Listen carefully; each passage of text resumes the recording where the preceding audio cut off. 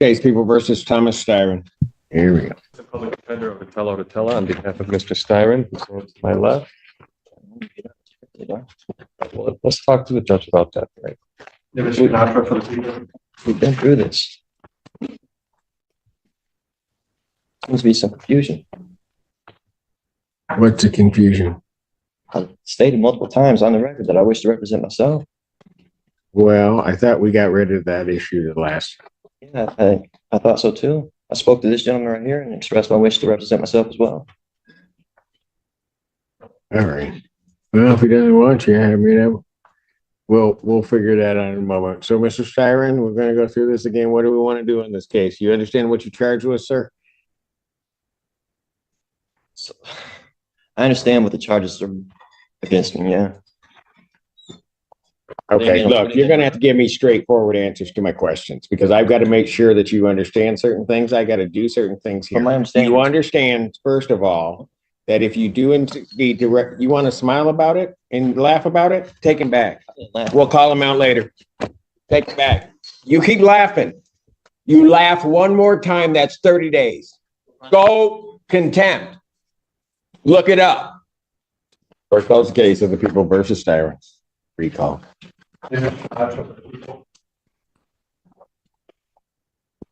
State your name. my name is Thomas Styron. Living man. Mr. Styron, you are before the court. You have elected to represent yourself. I do have to advise you that you have 3 counts against you. The first count is that of fleeing and eluding 3rd degree under the motor vehicle code. Do you understand the nature of that charge, sir? This is under the assumption that you're compelling me to identify as Thomas York Styron, the legal entity on this case. I believe that you are. Do you understand the nature of the charge, sir? I don't understand how the name you have on the case and who I am, it's 2 different people. I have a complaint, Thomas Styron II.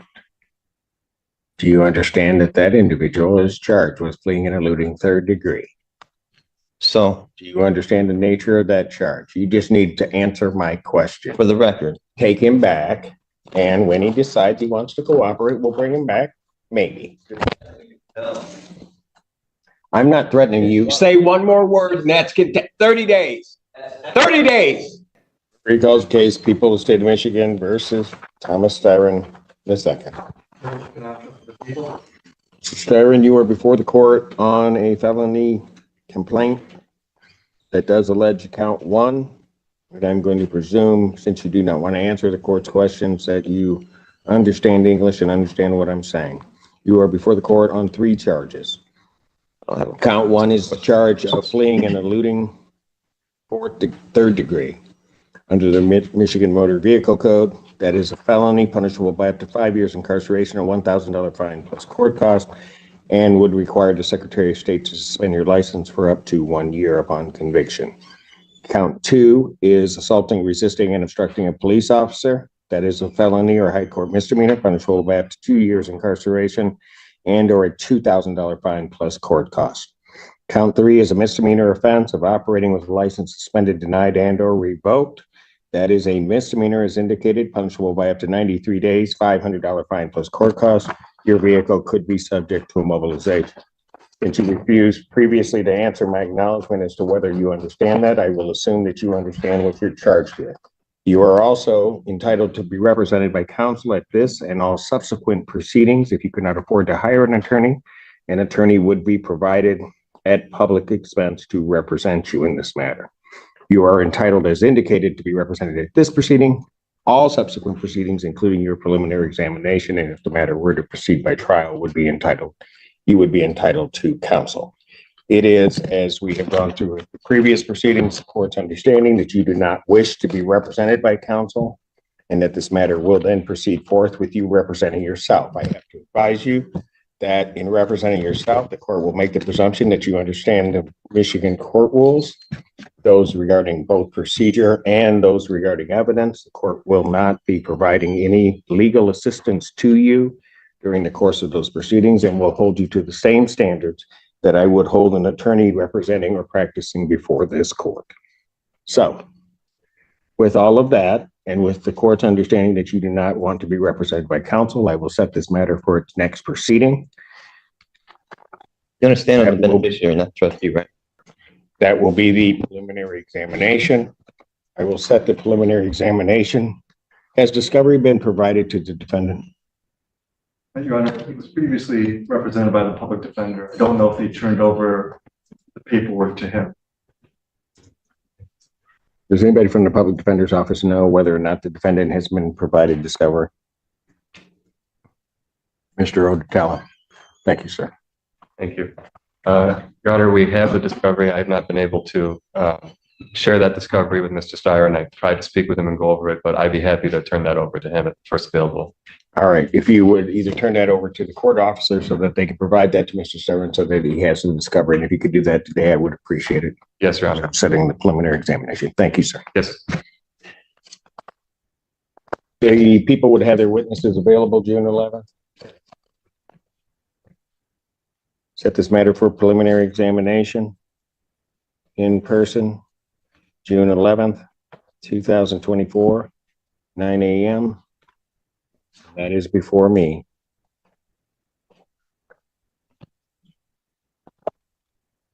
Defendant, as he was leaving the courtroom the last time, the court did find the defendant in contempt, sentenced him to 30 days. The defendant will serve that sentence.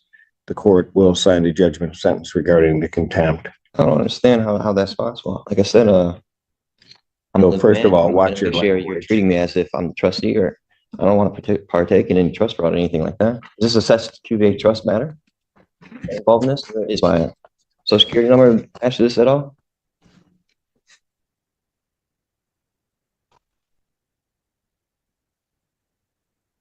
Go figure. Mr. Styron, or whoever you wish to be addressed as, I'd suggest that you watch yourself because there's going to be more time coming. You keep it up. You will learn how to conduct yourself appropriately in these proceedings in this courtroom and before me. You will not in any manner whatsoever You're trying to compel me to be somebody I'm not. or this institution. You have no evidence It will not to prove that happen. I'm who you say I You am. will not talk to me in that fashion. In what fashion? I'm not the one being unethical. Very good. You'll serve the 30 days. We'll see. We'll see him on the 6th. Bond continue. Your name, ma'am? Doshia Banks occupant. Pardon? Doshia Banks occupant. Doshia Banks occupant, Your Honor.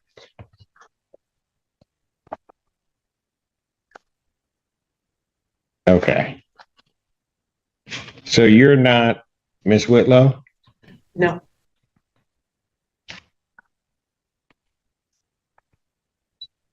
So what is your position in this case as you see it? If I may, Your Honor. Okay, good. Go ahead.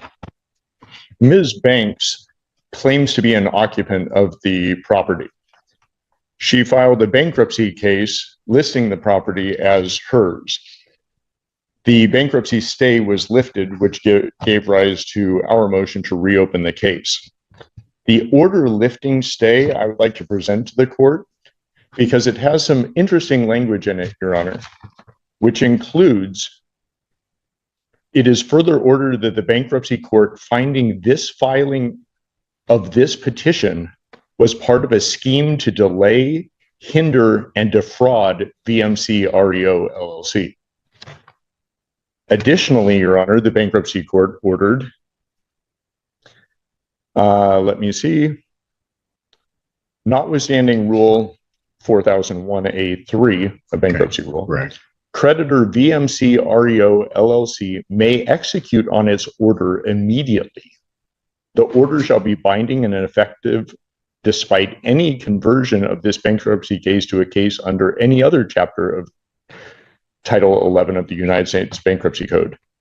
Further, that the recording with the appropriate governmental entity of this order shall constitute a bar to refiling any case under any chapter of Title 11 of the United States Code as to the property located at 5779 Pinecrest Estates Drive, Ann Arbor, Michigan, the property in this case. A debtor in subsequent case under this title may move from relief from this order based upon a change of circumstances or for good cause shown after notice and hearing. Said bar shall be for 2 years from the entry of this order or until such time creditor relinquishes their rights to the property. This order came out June 24th of this year. I have a copy for you. All right. Thank you. I will note, Your Honor, that Ms. Banks has filed an appeal of that order in the federal Eastern District of Michigan. That appeal is pending, but the status quo as of right now is that there is no stay, and that order lifting stay holds until such time as the appellate court does something. Additionally, Your Honor, there is no stay from the appellate court. They have not issued a stay, and in fact, it would be appropriate that there would be a bond placed or an escrow order of some sort, because BMC has been the owner of this property for the past year and does not have access to it. Go ahead. There's a lot going on. Yeah. Additionally, Your Honor, Ms. Whitlow, who, as far as I know, actually exists, but I don't have any evidence to that effect,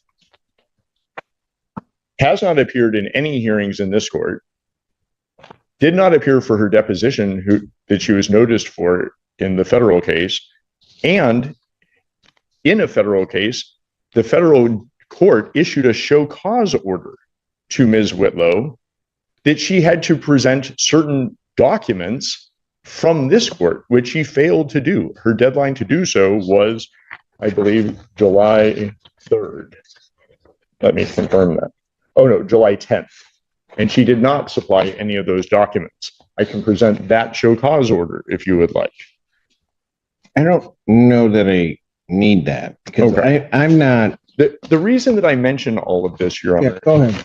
is that this is $1 million house in Ann Arbor that Ms. Whitlow purchased with a mortgage and less than a year later defaulted.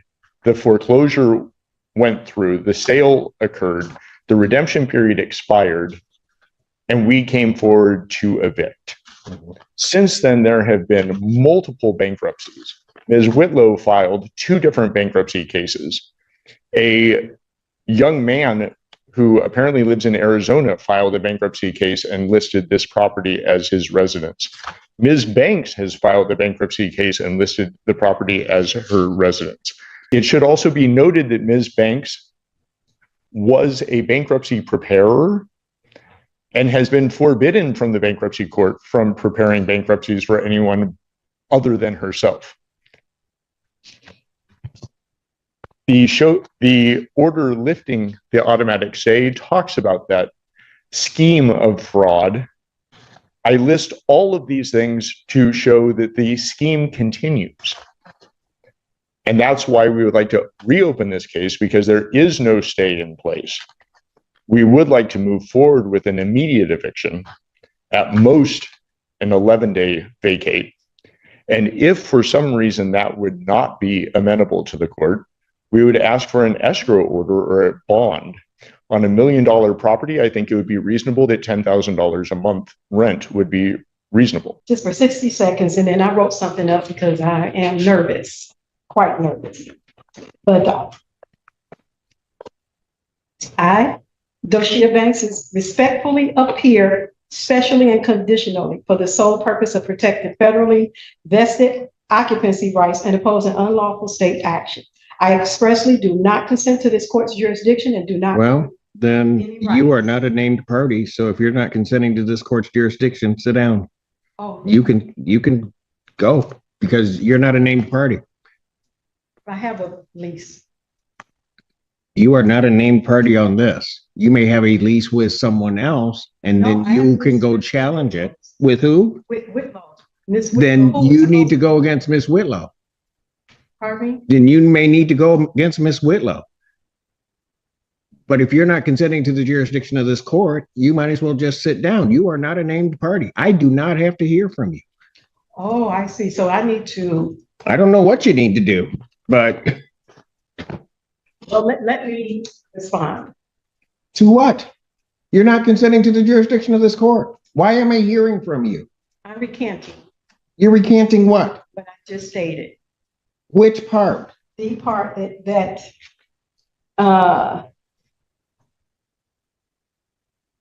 I stated that I'm not, I lost my spot, not consenting to this court's jurisdiction. So I'm going to recant that So you are consenting to this court's jurisdiction? at this moment. Well, no, it doesn't work that way. You don't get to say, well, now it's okay, and then not later say no. Okay. You know what? Here's the problem. You've not filed anything with this court. No. So I don't know why, on those grounds, why I'm hearing from you. Okay.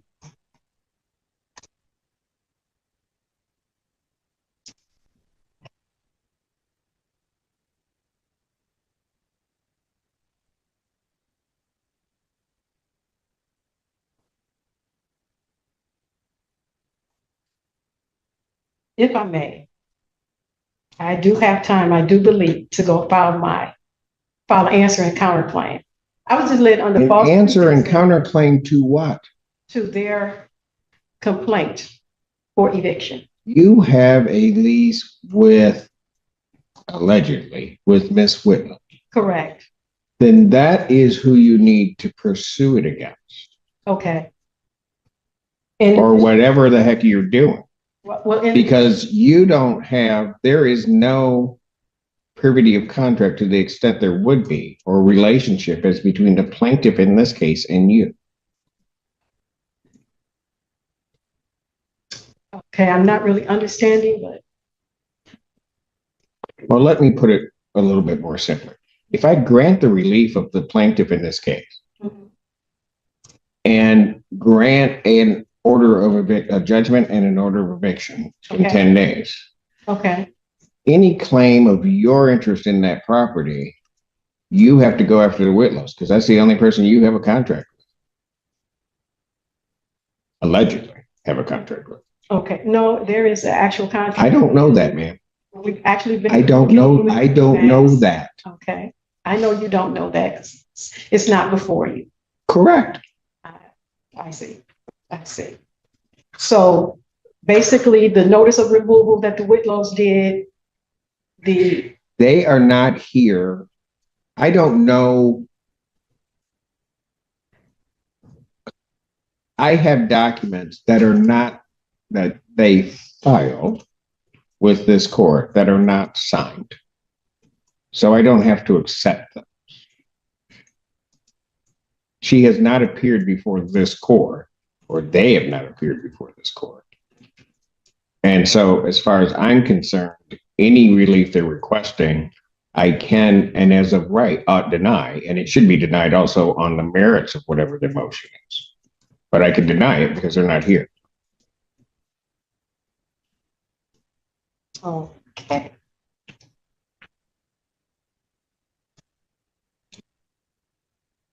Again,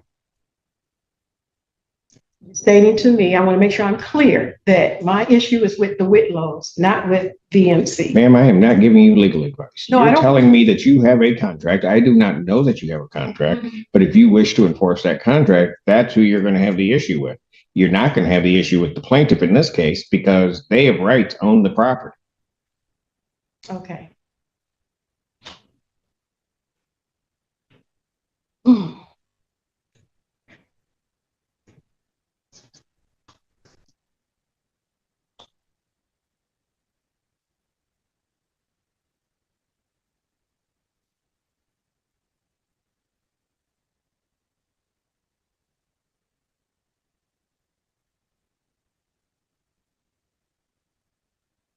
All right, Your Honor, I will speak with the Whitlows that I have finally got an understanding of everything, and I will speak with plaintiff's attorney as well, and continue to communicate with Remax, who has came by the house several times.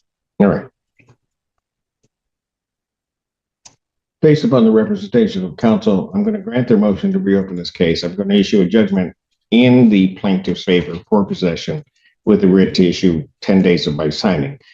Should the matter be appealed, also contained in that judgment in order, the appeal bond I would set at this time at a rental rate or a rate, and I have looked at the property which is involved in this matter, and it is a significant property. I don't think the $10,000 a month quite does it based upon my calculations. So any appeal bond would be set in the amount of $15,000 per month that would need to be paid to maintain the appeal. Thank you, Your Honor. All right. I will prepare that and present it to you this morning. Thank you. May I say something?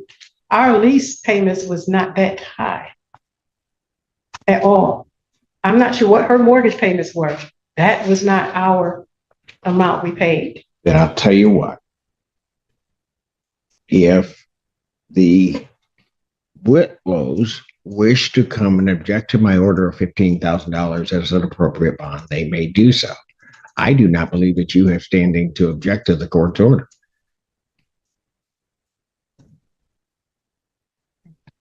Thank you. Thank you, Okay. Your Honor. Thank you. Hannah Mackey, hearing with and on behalf of Charles McLaughlin. All right, very good. Andrew Childers appearing on behalf of the people, Your Honor. All right. And this is a continuation of a preliminary examination, which I believe, I think it was Detective Rob was on a call that day. That's correct. He's here.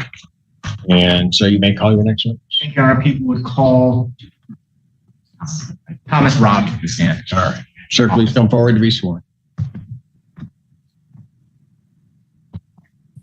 Take a seat, raise your right hand. Do you solemnly swear to affirm the testimony you're about to give you the truth, the whole truth, and nothing but the truth? I am. State, spell your first and last name for the record. Thomas Robb, R-A-B. Sir, thank you, Your Honor. Sir, how are you currently employed? I've been with Washington County Sheriff's Office. And how long have you worked with the Sheriff's Office? 4 years. Were you working in that capacity back on April the 5th this year, 2025? I'm licensed as a road patrol deputy. Road Patrol Deputy? Thank you. Directing your attention to around 7:30, 7:45 in the morning, were you in the vicinity of the West Willow neighborhood? I was. Okay. And on that date and time, what was your shift? Sorry. What was your shift that day? I was working day shift. Okay. What time did you start? 8 a.m. 8 a.m. I Okay. believe the 7:30 time was when the call initially came in. Okay. At some point, as your shift started, were you made aware of an investigation regarding a possible stolen Ford Explorer? I was. Okay. And who made you aware of that? Deputy Phillips. Okay. And what, if anything, happened in that morning on April the 15th that led to you being involved with that Ford Explorer in any way? Deputy Phillips told me that he'd taken a stolen vehicle report from that vehicle. He advised that he had gained GPS location for the vehicle from the victim. That it was pinging, I believe, on Brookside, which was in the West Willow neighborhood. He advised that he was going to go check the area for the vehicle and asked me to assist. Okay. Were you and Deputy Phillips in the same patrol vehicle or separate patrol vehicles? Separate. Okay. To your knowledge, did Deputy Phillips arrive in the area of that suspected stolen vehicle before or after you? Before. Okay. How did you know that? I heard him call it on the video. Okay. When you heard him call that out, where were you? A few blocks away. Okay. And what happened next? After he called out that he was out with the vehicle, again, I believe it was on Brookside. I was a few blocks away. I heard mic clicks on the radio. That's pretty much when somebody depresses the talk button on the radio, but doesn't have a chance to get transmission out. In my 7 years of doing this job, normally when I hear that, that tells me that the deputy's in trouble with some kind of accident. That caused them to interrupt their transmission, whether they're chasing someone or fighting or something of that nature. So that gave me cause for concern. I continued towards that location where Deputy Phillips was at. And then I saw the, I believe it was 2024 gray Ford Explorer. That was the vehicle in question, speaking of the neighborhood. So as you're entering the neighborhood, it's exiting the neighborhood? Correct. Okay. And what did you do next? I recognized that it was the vehicle we were looking for. I believe Deputy Phillips was in danger or something had happened. So I activated my emergency lights and siren to try to stop the vehicle. Okay. And did you have to turn your vehicle around? No, I was coming right at the entrance to the side street with the vehicle. The Ford Explorer was coming out from. So I was driving directly at it. Got it. And did you in fact then begin a pursuit of that vehicle? Okay, and that started in this West Willow neighborhood? Yes. Okay. What is the speed limit on the road there where you initiated this chase?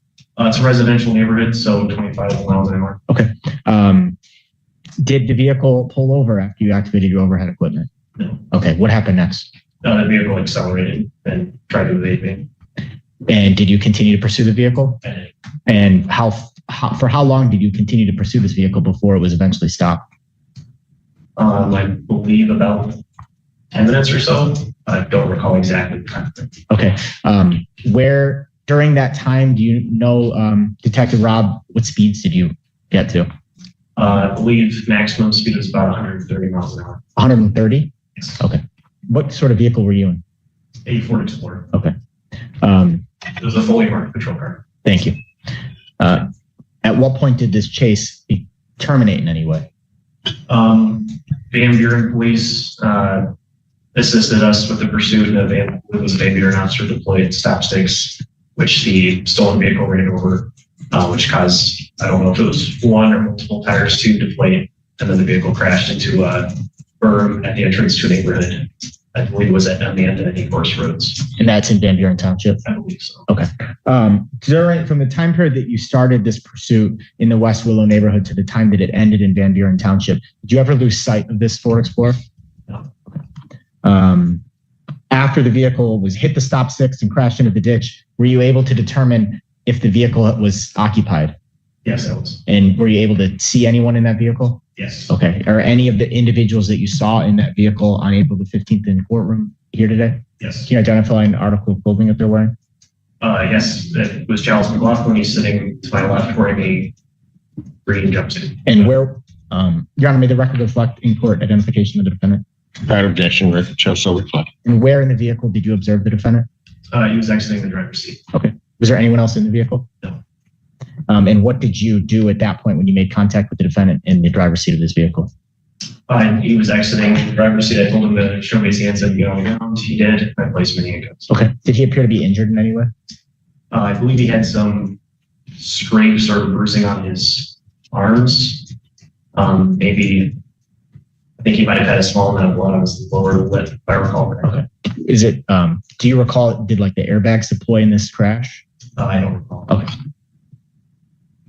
I have no further questions, Judge. Thank you. All right, thank you. Cross-examination. Good afternoon, Deputy Rob. You were in pursuit of the vehicle in question? Yes. And you followed that vehicle for around 10 to 15 minutes? Around there. And during that time prior to the accident, you got no closer than 50 feet, did you? I got no closer To the vehicle than 50 feet, would you say? I don't know how close I got during the pursuit. I guess 50 feet might be accurate about closest I was, but I don't recall without reviewing the camera footage. And you testified on direct that during the course of the pursuit, you activated your sirens. Is that correct? Yes. And at some point you were driving on the highway? Yes. Was it a busy highway? I would say there was a medium amount of traffic. So that means that there were other cars on the highway during the pursuit. Yes. And you had to make several lane changes to navigate through that traffic, didn't you? Yes. And some of those cars pulled to the side. Is that correct? I'm sure some of them did. Well, usually people play not very good about pulling over. And it would be safe to say then that some cars did not pull to the side? And at one point you had to even drive on the shoulder of the freeway, is that correct? Yes. You don't know why some of the people did not pull over to the side, do you? Well, without talking to them personally, no, I wouldn't know why. So you don't have any personal knowledge then as to whether or not the drivers of the vehicles could hear the sirens? I suppose so, yeah, without talking to them. So then it would be fair to say that you didn't know why those vehicles did not pull over? I guess so. And you don't have any personal knowledge that Mr. McLaughlin could or could not hear the sirens, did you? I suppose not. Thank you, Your Honor. No further questions. Right, can you redirect? No, Your Honor. Thank you so much. Sir, thank you. Thank you.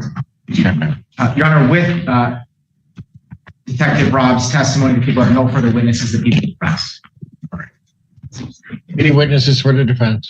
None for the defense, Your Honor. Thank you. All right. Now, people would move to bind the defendant over as charged on the information before the court. I believe it is 5 counts, yeah. Yes. 5 counts. Mr. Brown responds. Thank you, Your Honor.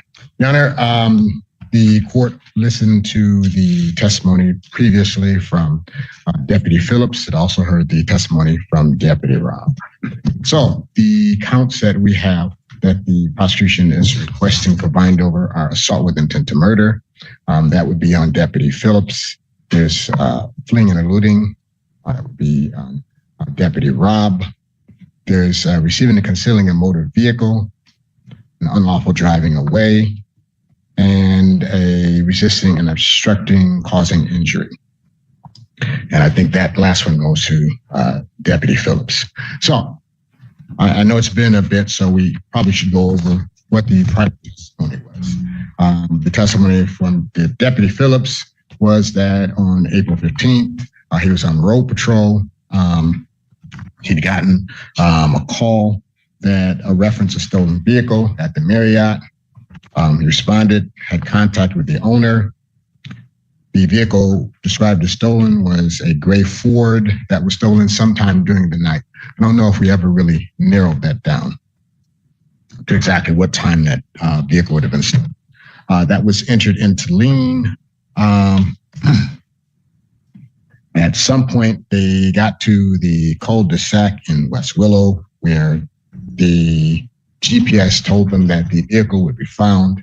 When they first got there, they couldn't see the plate because the vehicle was facing them. I believe that when they pulled up, they were facing the vehicle. They were probably, 20 to 30 feet away from the vehicle. Again, it was facing them. And while they may not have been directly head on, they were in front of them with their headlights facing each other. The officer testified, Deputy Phillips, that he could see that there were at least 2 people in the vehicle at the time, that they pulled up.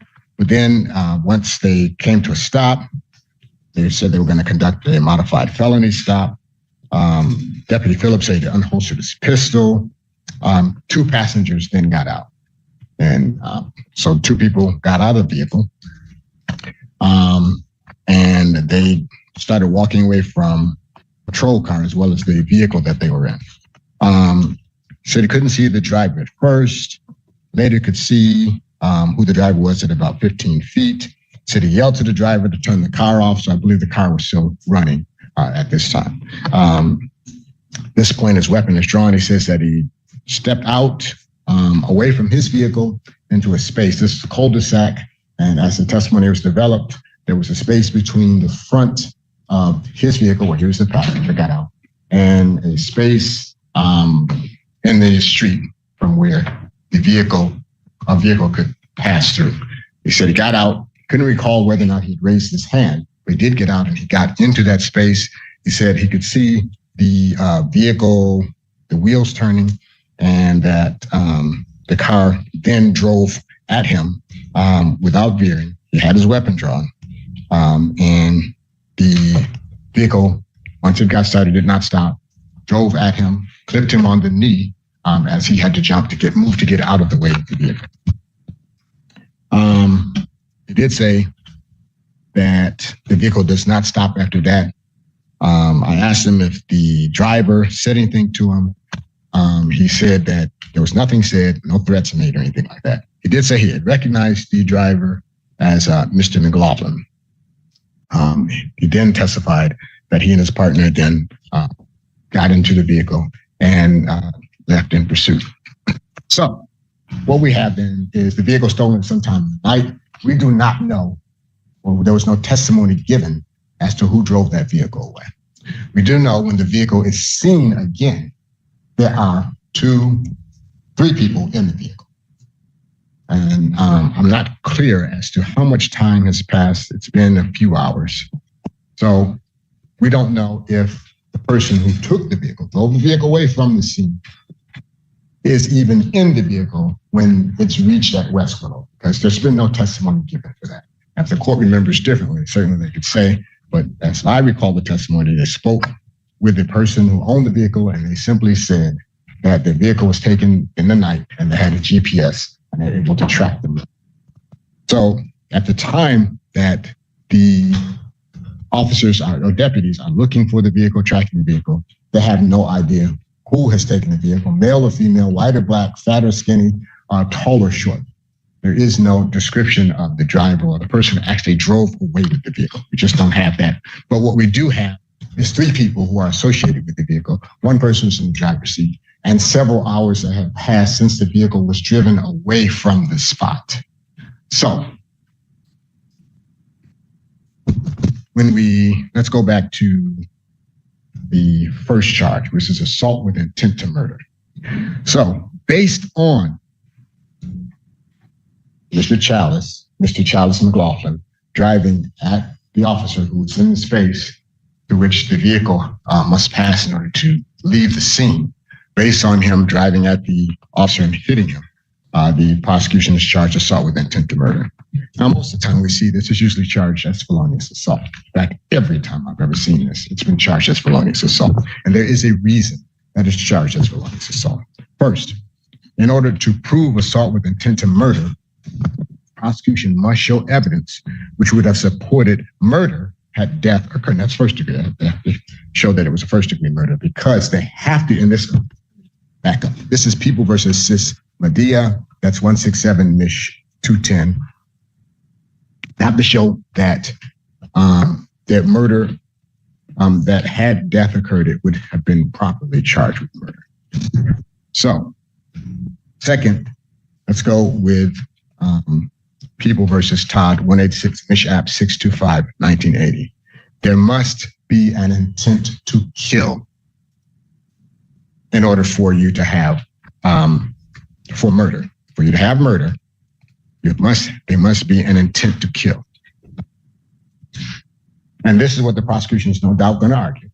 They're going to argue, you know what, even if he didn't say, I'm going to kill this guy, I plan to murder this guy. And you have to have that. You have to have plan and motivation to murder. They're going to say, well, he created a risk so high that, and he knew the consequence. He knew if he hit this guy, he could die, that's going to be sufficient.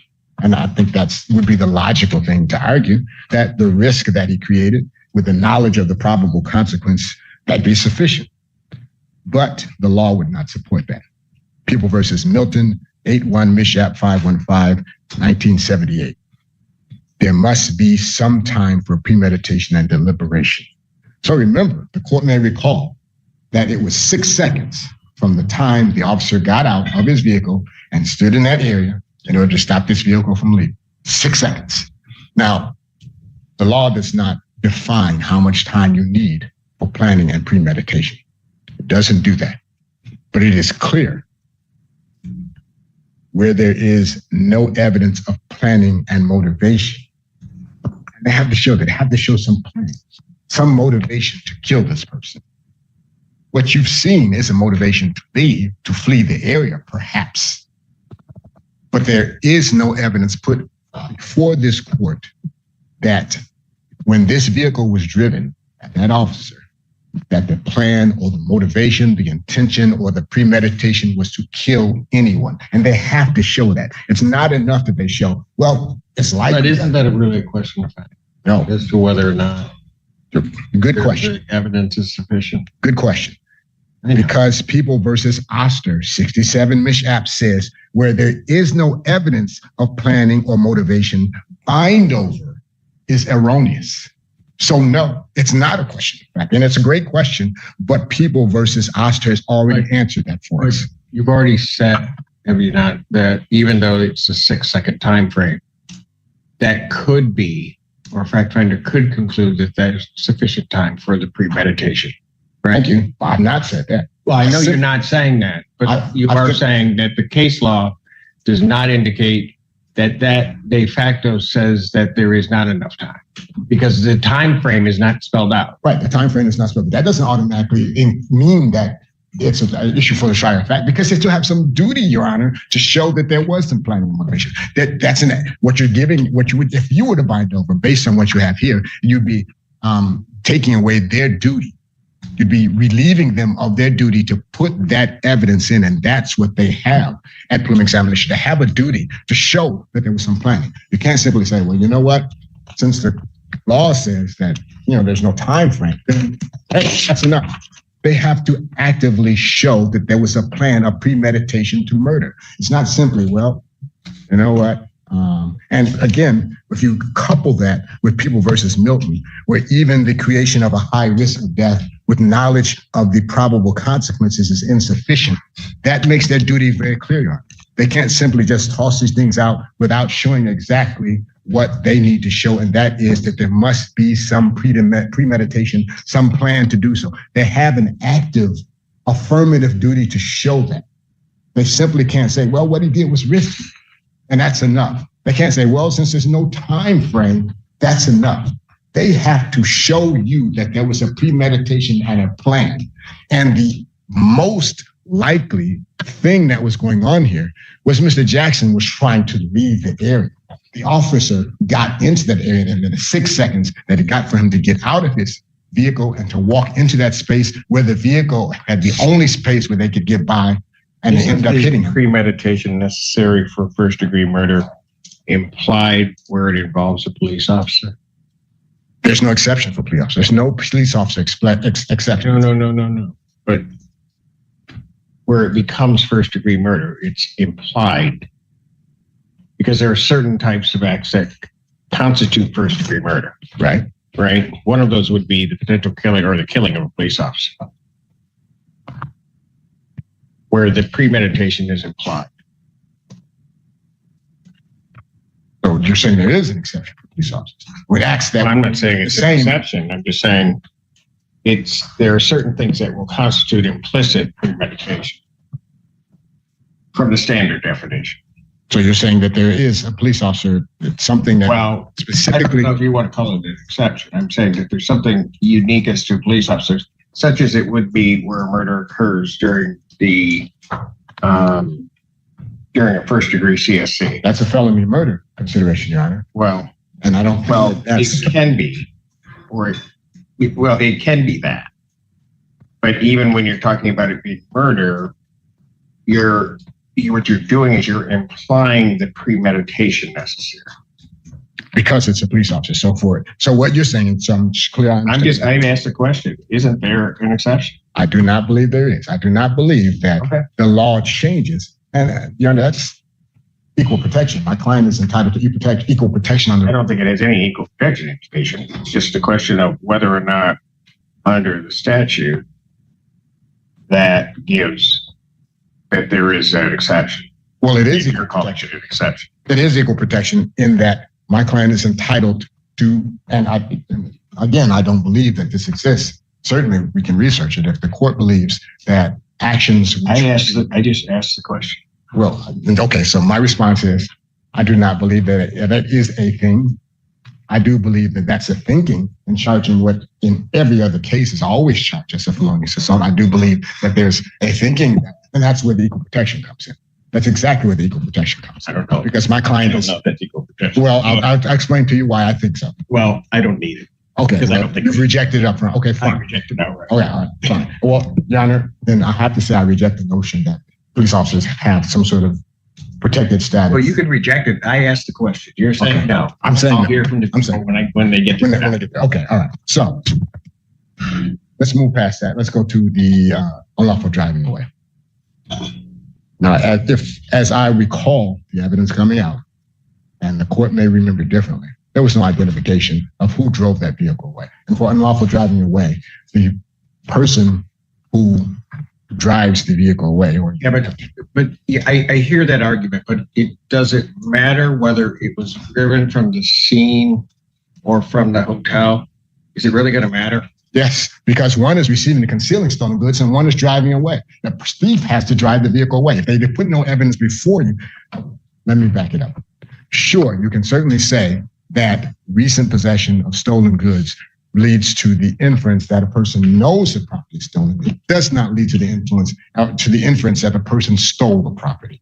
And they have to put evidence on that Mr. McLaughlin drove that vehicle. That's why it's called unlawful driving away, Your Honor. It's not unlawful possessing later on. It's unlawful driving away. You can't conflate receiving and concealing with unlawful driving away. They have a duty. Well, so what I'm saying is whether or not he took possession at the hotel or whether or not he took possession at the cul-de-sac, because he was driving the vehicle, and there's testimony to that, Yes. He took possession and he's driving it away. That would be at most unlawful. That would be receiving and concealing stolen property, Your Honor. Unlawful driving away means that he has to have taken the property knowing that the property was not his, that he was taking the property from the owner. You don't know that he was at the hotel. You can't, and that's. I'm just saying it won't matter where you start, though. I'm not saying that there's an indication that he necessarily took it from the hotel.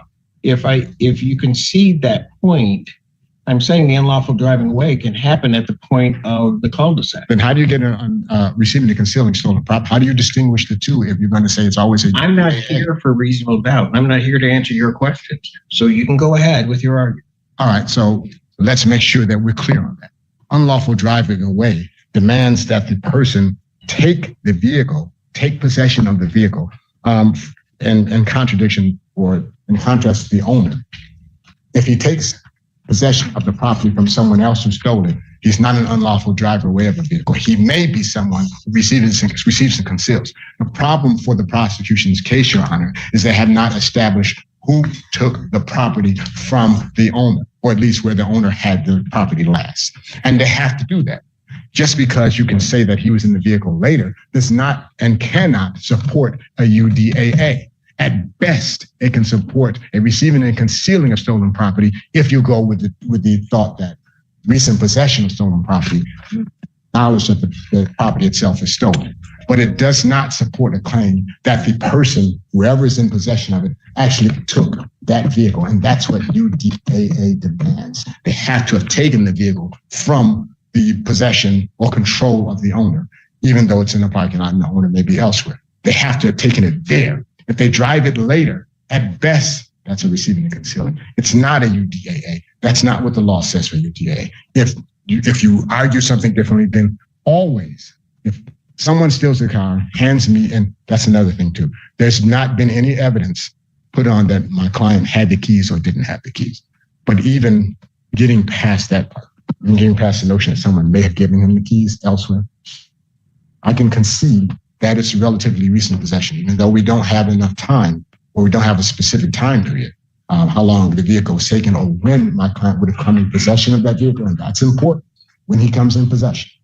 If someone else steals that vehicle and hands him the keys or hands him whatever, you cannot say that he drove that vehicle or that he unlawfully drove the vehicle away, because that has to come in against the owner's possession and control and not against someone or anyone else's possession and control. We don't know that any of the other two passengers didn't take that vehicle away, at least not from the evidence that's been presented here, that any of the other two passengers didn't take the vehicle and then give him possession later on. And that's important. So,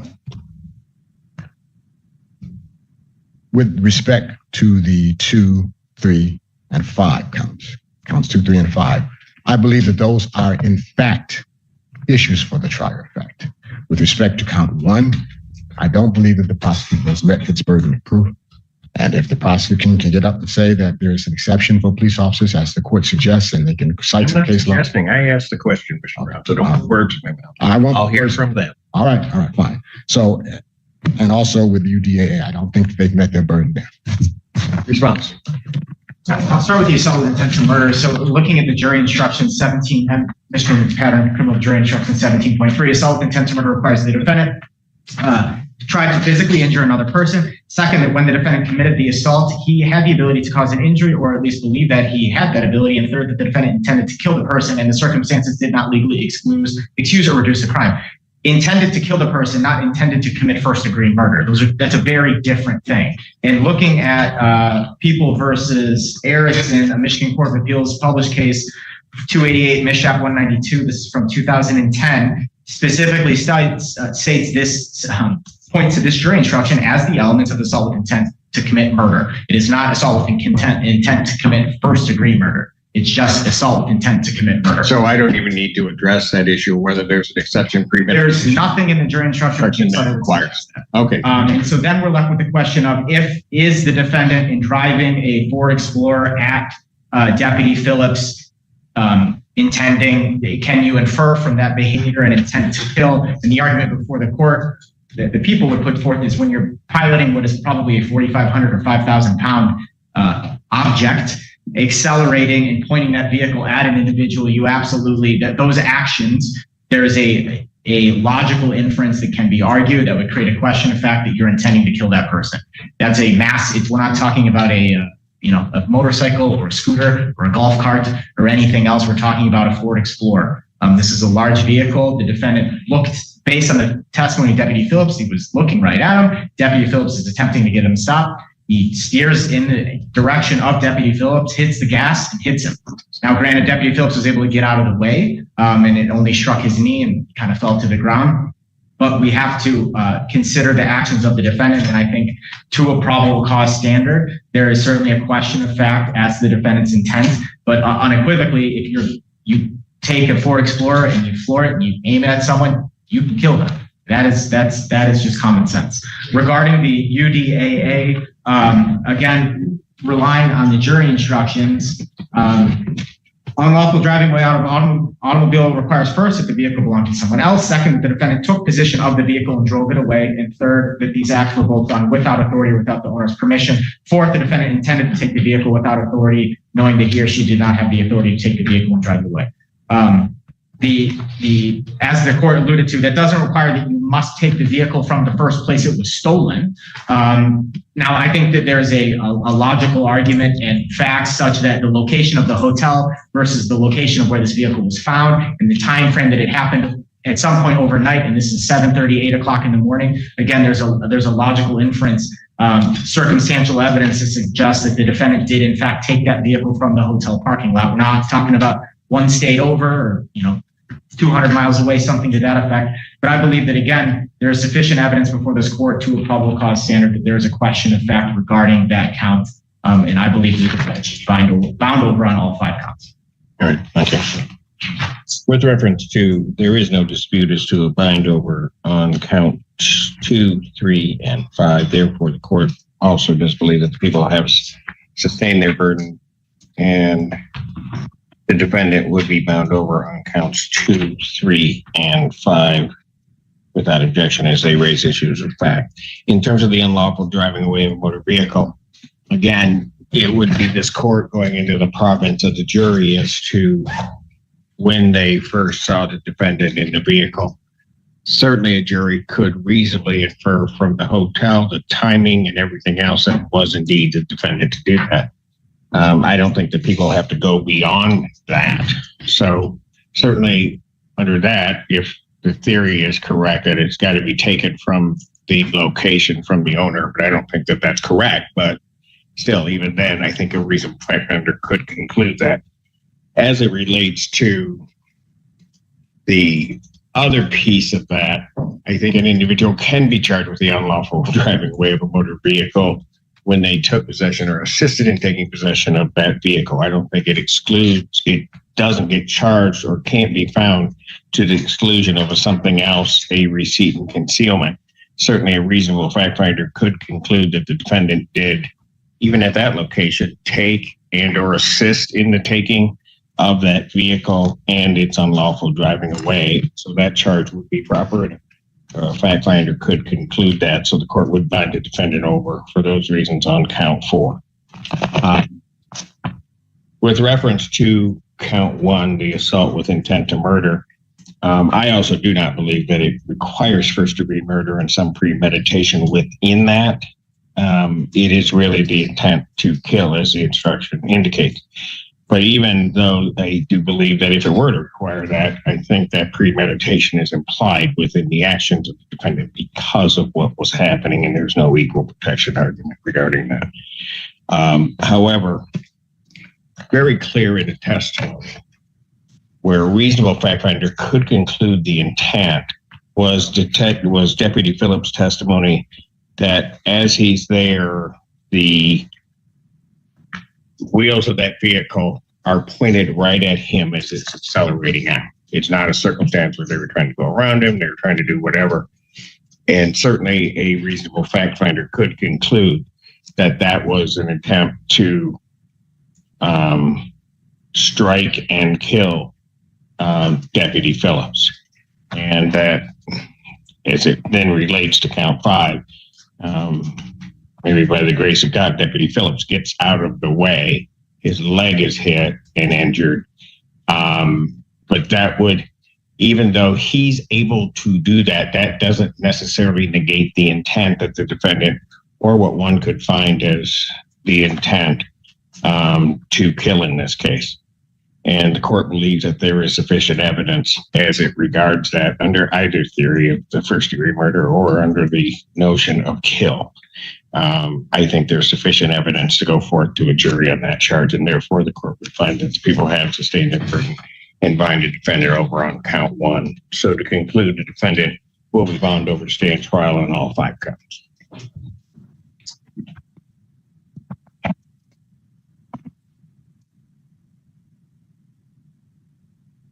Now that you see the information, waive its reading.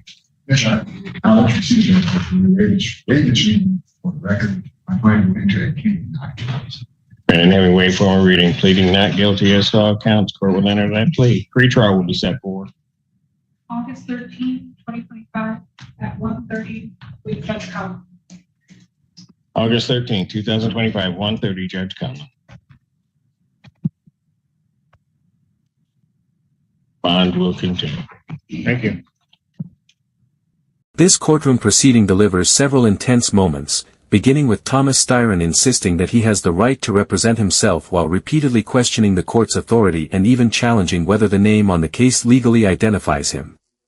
The judge warns him to answer questions directly and maintain proper courtroom conduct, eventually finding him in contempt and ordering him to serve 30 days after his continued interruptions and arguments. The hearing then shifts to a major property dispute involving $1 million Ann Arbor home, bankruptcy filings, an alleged scheme to delay foreclosure proceedings, and an occupant named Doya Banks who attempts to challenge the court's jurisdiction. The judge ultimately grants the plaintiff's motion to reopen the case, issues a judgment for possession with a 10-day period, and sets a $15,000 per month appeal bond. The proceedings then move into a serious criminal preliminary examination involving a stolen Ford Explorer and an alleged police assault. A deputy testifies that officers tracked the vehicle using GPS, attempted to stop it, and eventually pursued it for roughly 10 minutes at speeds reaching about 130 miles per hour before stop sticks caused the vehicle to crash. The defendant was identified as the driver, and prosecutors sought to bind him over on multiple charges, including assault with intent to murder, fleeing and eluding, receiving and concealing a stolen motor vehicle, unlawful driving away, and resisting and obstructing causing injury. The defense strongly challenges the evidence of intent to kill, arguing that the testimony shows an attempt to flee rather than premeditated murder, while the prosecution argues that deliberately accelerating a large Ford Explorer toward an officer can support an inference of intent to kill.